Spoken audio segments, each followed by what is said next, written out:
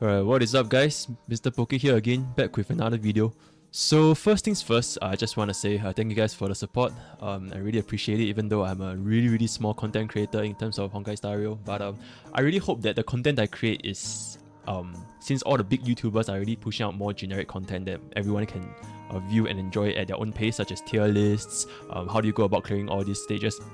I figured that for myself, I'll dive into a little bit more of the dirty work, you know, the grind and the math and the stuff that most big content creators don't really want to cover, especially because it's really quite tedious and quite boring. But I guess this is for like a more niche market, where hope you guys that really want to min-max your stuff and know what to progress in the game based on not just theory crafting but actual math behind it. Hope that this series, which I will be naming as HSR Academy, can bring value to your lives. Right, so technically today will be the third episode of HSR Academy, since the previous two will be on Trailblazer progression as well as Litecoin recommendation. And today what I'll be talking about is basically speed and action bar values in this game. Right, so one thing that you all should know that for Honkai Star Rail, it functions quite very similarly to most turn-based games, such as your speed determining who goes first, as well as how fast do you guys go next, right? So for Honkai Star Rail, there is some very interesting mechanics that most turn-based games don't have, and I just thought that maybe this video will help you guys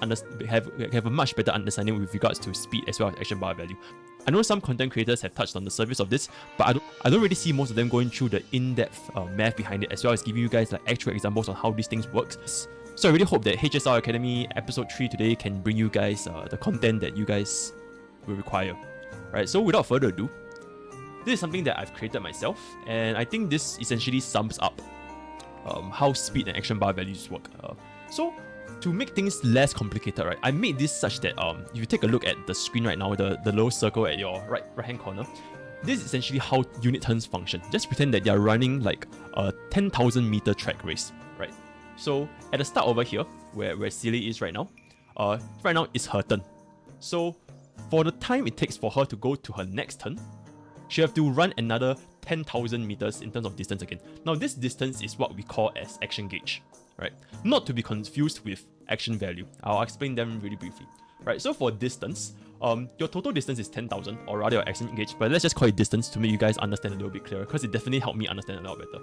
Right, so how do you guys translate this to the in-game sidebar? So at the sidebar, if you all can take a look over here, Sile's right now is currently not shown because hers is at 0. It is her turn right now. And after Sile is going to be Asta. After Asta is going to be Pella, and then the little mobs. Right. So basically, essentially what this shows is the higher the number, the longer it will take for your turn to begin. Right. So the characters with lower action value, which is going to be classified as A here, will go next. Right. So how is A calculated? A is essentially calculated from your total distance, which is the action gauge, divided by your speed. Now speed is something that is not shown at the sidebar here. You have to go to your little character section over here and they'll tell you your speed. So how this essentially works, right, I'll show you guys in a second. It will be crystal clear later. But what you guys just need to know for the very bare basics, right, is the lower this number is, the faster your turn will begin. And this number is determined by the total distance, which is always going to be 10,000, divided by your speed, right? So once Sile's turn here is over, it will not show 99 here because her speed is definitely not like 1, right? This will be adjusted to how much speed Silly has. So right now, if your Silly has 150 speed, this will be 10,000 divided by 150, and then this will be the number that it will be taking place. So if you have 10,000 distance and your Silly has 150 speed, by right, this your Silly's next number should be at 66 once her turn is over. Right, but this 66 is also affected because you take 14 action values from Asta. So this 66 will also need to be adjusted from how many action value has gone to reach Asta's turn next. Right? How do you guys? How can I make you guys visualize this more clearly? Right. So this is the assumption that we're going to be making today. So I've used these assumptions to make this as a comparison for all my findings and to get all the examples across. For all the following examples that I'll show you guys, it will be based on all these assumptions. Right. So number 1, Sile's speed is at 123 and Bronya and Asta's speed is at 119. Now, their speed being equal is very important for my testing anyways, because if they have too big of a speed difference, such as if Bronya's speed is at 120 and Asta's speed is at 100, right, then Bronya is going to generate more action value because she's going faster. right? She's running faster than Asta. Like imagine if you're on the track, right? If you're running faster than another guy, you're definitely gonna cover more distance, and over time, you'll eventually lap that guy. That's why I say speed is important for us to conduct an unbiased test, and that's why I remain them both at 119 speed, right? Other than this, you guys should also know that for every absolute turn order, all units will gain plus 10 action value, and this is different for your first turn, which is plus 15 action value. Now, the difference between absolute turn and unit turn is very simple, right? If you just take a look at your Memory of Chaos, this is your Forgotten Hall here. So, absolute turn is essentially your cycles, right? So, this is your absolute turn. In one absolute turn, you can have a unit going multiple times, like 2 or 3 times if your Silly is fast enough, right? If you have like 200, 300 speed Silly, she can go like 4 or 5 times even in like a single absolute cycle. So that's the difference between absolute cycle and unit cycle. And for every single absolute cycle, all units will gain plus 10 action value, and this is different for where your first turn you gain plus 15 action value. And this holds true for every single content in the game, and you guys should just take note of this when playing game in the future, right?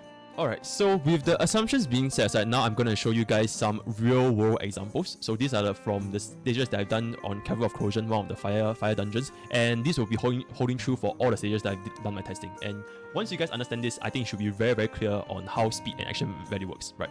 So the first one is very straightforward. There is no additional speed, no action bar, advanced data, or whatever. We're just going to test straight up how do you derive the number 84 over here, right? So, example, for Bronya's turn, she has 119 speed, which we have established, and she uses her skill on Silly. Now, I use my skill on Silly because I don't want Bronya to generate any advanced action bar forward for herself, since during her auto attacks, she gains an 22% advanced action bar forward. So let's not complicate things first. Let's just use her skill on Silly. So Silly is going first, but Bronya's action value right now is going to be 84. So how do we derive this 84? The formula is very simple, right? From our previous slide, you can see that formula for action value is essentially your distance or your action gauge divided by your speed, right? So it's a very simple formula. So essentially, our distance is always going to be 10,000 because after your character's turns ends, they always start from 10,000, right? You just finish your lap. Like the moment you start going your turn, your lap is at. You have to restart the lap again. So your value is 10,000, and you divide it by your speed, which is 119. So you get this action value of 84.0336, and this is rounded to 84. And this gives you a very nice value of 84. So this is how you calculate action value and how all these numbers are derived. It's essentially just the distance divided by your speed. And then every single turn, this number will go down based on how much number is up here. So after this, for example, this 17 value goes up, right? Then this 84 will minus 17. So it's just like a turn by turn basis, right? So it's pretty straightforward. I don't think I need to explain too much over here. Alright, so with the very basic section explained, I'll now go into how speed affects your unit's action values, right? So under additional speed, for example, it's Bronya's turn. She has 119 speed, but because Asta casted her ultimate, her Bronya's speed is now increased by 43. So how do we derive this 62 action value from Bronya? Now, first we must find the original action value without a speed buff.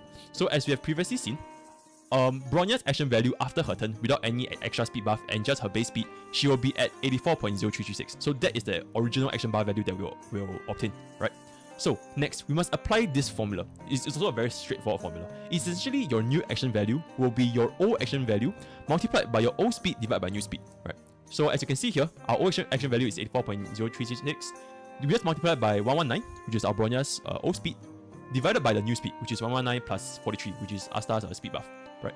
So with this, you'll get an action value of 61.7284, and now this will be rounded to 62 because it's more than 0.5. Right. So because of this, now you can see pretty clearly how speed buff works. So essentially, when you want to cast your speed buff, right? Since we're on this topic, when you want to cast your speed buff is you want to cast it after your main carry has taken a turn. So for example, right now it's Bronya's turn right now, right? Because her action value is really at 0, it's her turn. So casting a speed buff here won't really benefit Bronya. You should only cast your speed buff right after Bronya has taken her turn. So right now, for example, we are right here, right? We cast the speed buff here, this number will change immediately based on speed, right? So this applies to all the units. So whenever you guys want to cast speed buff, and for example, if you want to buff, like Bronya, for example, only cast a speed buff after her turn is over, like immediately after her turn is over. Then cast a speed buff for like the maximum value you can get out of your speed, right? So that is how speed buff works.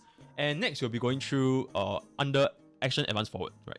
So there's this very, very, very, very huge misconception that has been going around. I only discovered this myself personally today, but it has been going around very, very long, and I think all the content creators have not caught this yet, and I think I'm the first guy to actually found it, is all action advance forward or even delay, they are multiplicative and they are not additive. What do I mean by this? Right now, we're assuming that if a character's unit kit says, for example, Bronya's auto attack, it gives her an action advance for 22%. As people are just assuming that, okay, right now, if for example, if your current action bar, for example, take a look over here, right? Her original action bar is 84. So if you have a 22% action bar advance forward, then her action bar here should be 62. But that is not the case. Because what we have discovered is, after her turn, using her auto attack, her value is only 65, not 62. And this is because all action advance forward or delays, they are multiplicative and they are not additive, right? So this is essentially the most important thing, and I think everyone has got this wrong. And I hope that I know I'm a very small content creator, and this message is probably not going to get to everyone, but I hope that eventually the bigger content creators can take their time and notice this eventually by themselves, right? So how does this formula work? So your new action value is essentially your old action value, which you have derived previously, multiplied by your original. This is going to be 100%, right? Because your original manipulation, there is nothing, minus your advance percentage. So for this case, Bronya's basic attack increases her action advance forward by 22%, right? So this is just essentially your old action value multiplied by 100 minus 22, and this will give us a 65.546, which is then rounded to 66, right? But why do we have this 65 instead of 66? That is because, if you take a look here, it is Asta's turn next, right? So you need to minus this one action value from Bronya's turn, so that your 66 will minus 1, and then you'll become 65, right? That's how it will account for the little mistake. Now, if you do not believe that all action advance forward is multiplicative and not additive, I have also done a testing for Natasha with Natasha's 3-star light cone. Now, what this particular 3-star light cone, what I'm referring to is this one over here. It essentially allows the wearer to use their basic attack, and their next action advance will be brought forward by 20%. So I'm essentially just slapping this on Natasha, and that's how I can calculate how action advance forward work on other units, right? So with that being out of the way, if you take a look at the findings here, when it is Natasha's turn, this is based on the fact that Natasha has 119 speed. I have attuned for it. After using a skill, so when Natasha is not using her auto attack, she will not gain any advanced action forward. So this is just going to be her original amount, right? So our original action value is just going to be 10,000, like our original formula, right? A equals to D divided by speed, right? So it's 10,000 divided by 119, and it gives you us an action value of 84, which matches perfectly to the one we will fill, right? So how do we apply this 20% action value? Now remember, it is multiplicative, it is not additive, right? So our original A is still the same, which is 84, but our new action advance multiplier, we're going to multiply it by 1 minus 0.2, which is 0.8. And that gives us an action value of 67.2, which aligns us perfectly over here, 67.2. Right? If this was additive, you're taking 84 minus 20%, which is going to be 64. And that is not true. That is simply not true.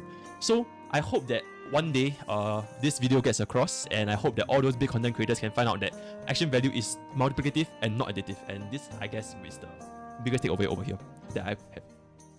Right, so this is essentially the very brief summary of how speed and action value works, and yeah, this is essentially a gist of it. But now, the next topic that I want to discuss is gonna be on speed. How do you determine how much speed you want for a unit, right? Because just with anything that we have in this game, speed itself, as well as attack or damage taken or whatever, they all have some sort of threshold and a diminishing return. As long as you cross that threshold, you would have been a sweet spot. But speed in particular is in a very iffy spot where you want a character to build enough speed such that you can take multiple turns in an absolute turn, but you don't want them to be in a situation where they are just missing like 1 or 2 speed from taking an extra turn. Now, what do I mean by this? This is made very clear from this Excel sheet. I just want to say heads up, I'm not smart enough to come up with this myself.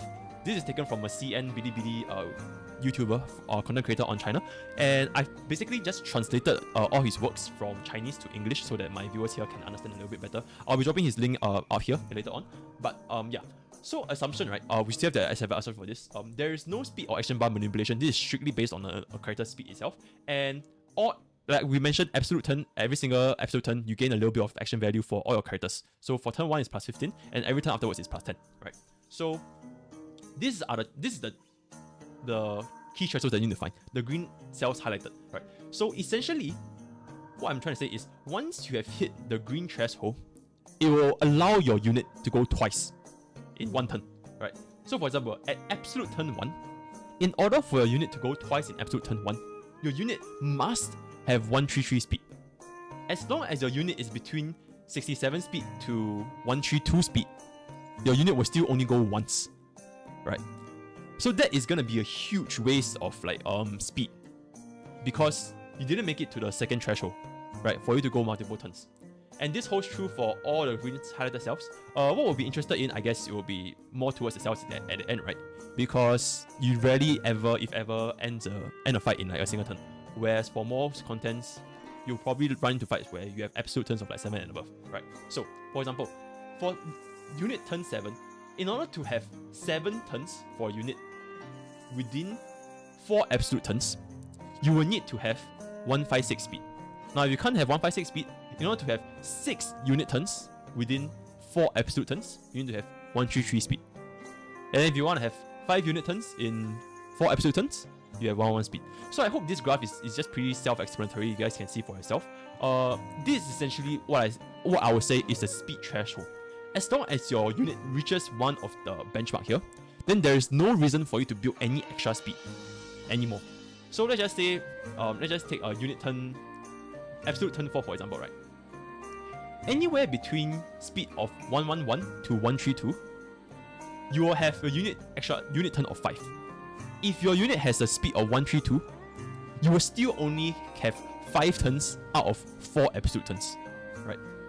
But the magic number happens when your unit hits 133 speed.